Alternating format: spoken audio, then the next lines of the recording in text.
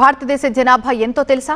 అక్షరాల 142 కోట్లంటూ కేంద్ర గణాంకాల మంత్రిత్వ శాఖ తెలిపింది. ఇందులో 73.20 కోట్ల మంది పురుషులు, 69.38 కోట్ల మంది మహిళలు ఉన్నారని అంచనా వేసింది. 2036 నాటికి దేశ జనాభా మరో 10 కోట్లు పెరిగి 152 కోట్లకు చేరే అవకాశం ఉందని వెల్లడించింది. అయితే దేశంలో లింగ నిష్పత్తి మెరుగుపడటం ఒక సానుకూల పరిణామం. ప్రతి 1000 మంది అబ్బాయిలకు అమ్మాయిల సంఖ్య 904 నుంచి 917కు పెరిగింది.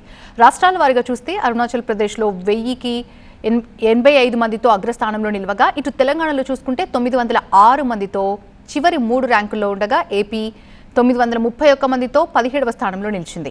దేశ సగటు అక్షరాస్యత 77.7% చేరింది. అక్షరాస్యత పెరగడంతో వివాహ వయసులోనూ మార్పు కనిపిస్తోంది. 2023 నాటికి యువతుల సగటు వివాహ వయసు 22 ఏళ్లుగా ఉండేది. ఆరోగ్యపరంగా ఊబకాయం ప్రధాన సమస్యగా మారుతోంది. 15 నుంచి 49 ఏళ్ల మధ్య మహిళల్లో ఊబకాయం 20% నుంచి 24కు పెరిగింది. పొగాకు వాడకం విషయంలో తెలుగు రాష్ట్రాల్లో పురుషులు ముందున్నారు.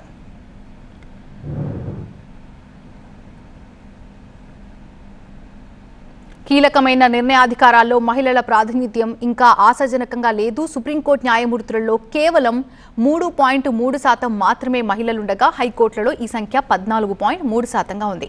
రాజకీయాల్లో కూడా సేమ్ సిచ్యువేషన్ కనిపిస్తోంది. ఇక పార్లమెంట్లో 13.65%, కేంద్ర మంత్రివర్గంలో 9.86% మాత్రమే మహిళా ప్రాతినిధ్యం ఉంది. ఇటు రోజువారీ వేతనాల్లో లింగ వివక్ష స్పష్టంగా కనిపిస్తోంది. కేరళలో పురుషులకి అత్యధికంగా 970 కూలీ లభిస్తుంటే, మహిళలకు కేవలం 448 రూపాయలు మాత్రమే దక్కుతోంది.